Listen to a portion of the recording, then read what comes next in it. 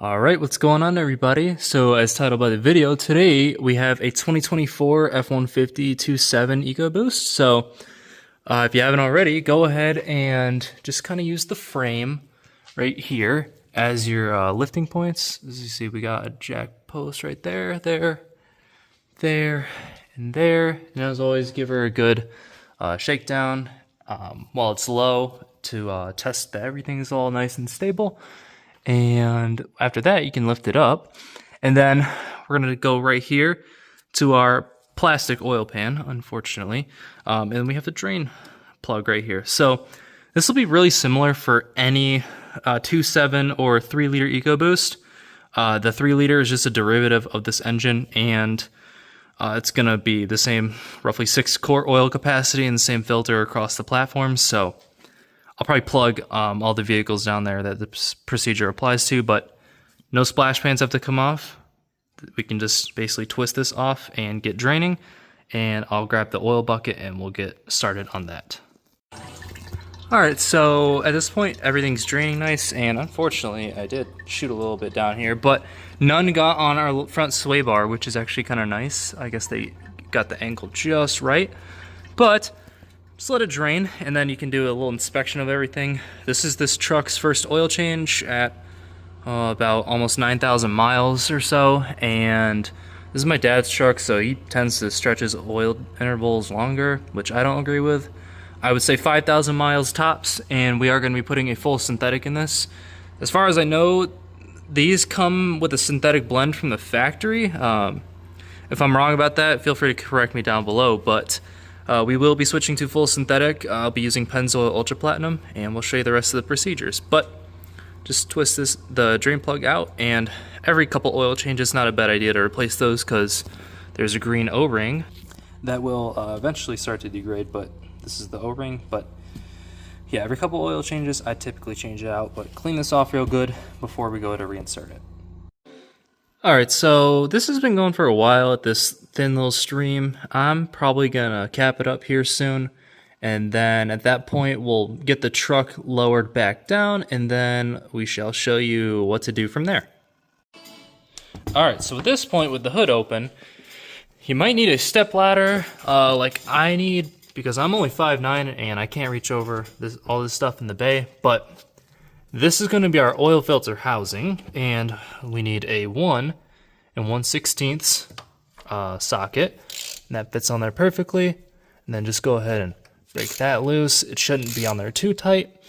We will show you the torque spec, but just get this off, and then have a paper towel or something ready to catch the oil that will drip off once you take the filter out. So at this point, take your filter housing out. Mine came out and the filter got stuck in there because for whatever reason, the ones from the factory come with these rubber caps. Don't be alarmed if the parts that you find outside don't have these. It's no big deal. It'll fit just fine, and we'll give you the part number. I believe it's FL260A. But for whatever reason, they don't sell these ones anymore. I don't know if it would hurt their margins or something too much, but you can go ahead and, if you want, you can inspect it. This oil's kind of dirty, but yeah, take that out, and then with a little pick tool you're going to take these O-rings off. This one is going to be the hardest, so what I recommend is, because I'm going to do it off camera, hold down on one end with either your thumb like this, and on the other end, so like right here, take your pick tool and then pull off the O-ring while holding good pressure on it, and then bring just over the ridge right there. And then at that point you'll be able to get it off, and these two come off no problem. And then to put this one back on, since this is the hardest, just kind of reverse, so just set it down after you lubricate it, of course, and then bring it over the ridge, and then it'll come right on. Alright guys, like I was saying, here's part number FL2062A. I think B12 probably stands for box of a 12-pack. I bought these in bulk off Rock Auto, so it worked out to like something like, I don't know, $6 or $7 a filter. It was pretty cheap. If you use Wix, it'll pretty much be the exact same part, but like I said, these were in a bulk pack. And let's see. So if you get like this, it'll come with your O-rings. So this is what the old or the new filter looks like. There's a part number again, and like I said, there's no rubber cap on the new ones, but I don't think you can even buy these. For whatever reason, these come in from the factory though. And then in the same box, you should have a little pack of O-rings. So the big ones will be blue, the small one is black. And if you get the Wix one, like I said, it'll be the same because I'm pretty sure they manufacture these filters for Motorcraft. But yeah, make sure you have these O-rings and always replace them. And then before we put the new ones on, we're going to lube them up before they go over this housing. Alright guys, so new filter is on, and if you got a truck with a little bit of miles or whatever, it's always a good idea to check the start of this oil filter housing thread. This one's still intact, but on my Fusion Sport, this was broken, so I had to order a new one, and we don't want bits of plastic floating around the engine. But new O-rings are on, and when you go to take your new oil filter, it doesn't really matter which way it goes, just put it in there, and then it'll just kind of press down in place like that, and then you're good to install it. And let's see if they put a torque spec on this one. Yes, they do. 24 plus or minus 2 Newton meters. So that's what we'll do. That's about 18 pound-feet, but we'll get you the right conversion anyway.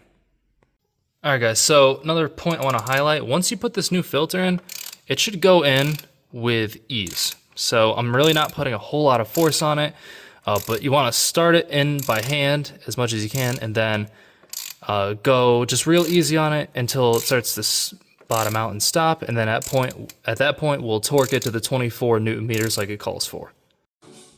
Alright, so with stepladder again, the oil cap is going to be where this funnel is now, and then the dipstick, I always just pop it loose so that way you can allow the oil to enter easier. But then before we actually go doing that, always a good idea just to double check that you have the right oil. So it takes 5W30. And if we look on the oil we'll be using, it also says 5W30. And again, this is a full synthetic, and you can use whatever you want as long as it meets the spec. But this is what we'll be using. And we're going to start with the 5 quarts because this has, I believe, a 6 quart capacity. So we'll fill it up with the 5, and then we'll kind of wait a little bit, see where we are from there, and adjust as needed. One thing to note with these engines, since they are dual overhead cam, it does take a while for kind of all the oil to flow to the bottom and get an accurate reading. So just allow 5-10 minutes before you start adding more oil, and that way you get the most accurate reading. So I already did it, but make sure you shake up the oil, that way you get all the additives dispersed. I've gone ahead and added the first 5 quarts of it, and so now at this point I'm going to go grab some water, and then we'll wait, and then we'll check the oil reading from there and add as necessary. So the hole on the left, that's going to be the low, and the one on the right is full, so you kind of want it in between the hash marks, and if there is oil in the center of the hole, that means you're at that point. So we are at the low point, but where I looked, it's still going to need a little bit of oil just so we can get it higher on those hash marks. And this is 5 quarts added, by the way, so I'm going to add some more, and then we'll adjust as needed.